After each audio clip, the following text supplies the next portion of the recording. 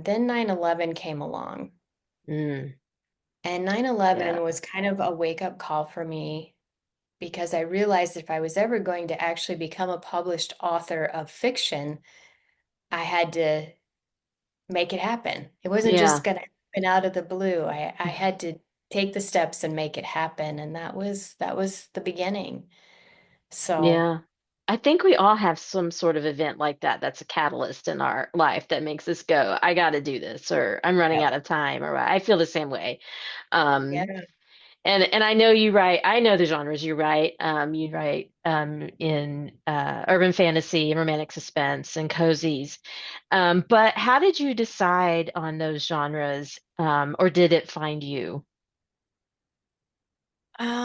Initially with 9/11, after that happened, I was like glued to CNN for, 24 Hmm. hours a day for a while. Hmm. And I really at that time didn't know that much about the spy world or terrorists or anything like that. So as I was watching all of that, I got really interested in it and I started reading both fiction and nonfiction. And I had written a couple of small town mystery type stories. And I was kind of going after some agents. I was attending some workshops and going up to the U of Wisconsin and Madison and attending their writing conferences. And at that point, it was like, I think I'm going to write a spy novel. Just, just kind of was like, I'm kind of, so immersed in this world right now, and Yeah. it's fascinating to me. So that's how I started writing romantic suspense. And while I was shopping around trying to find an agent and then trying to find an editor, I mean, I was a total like,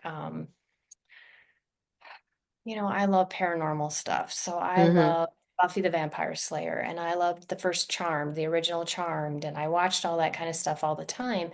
So I started my Witches Anonymous series and I was doing it just posting it like a serialized story on my website because I didn't have anything at that time to sell Yeah. yet.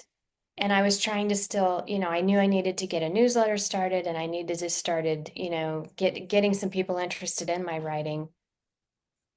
And the first story that I wrote in that series, I gave it to my agent. She's like, "Ah, it's a cute story, but it'll never sell."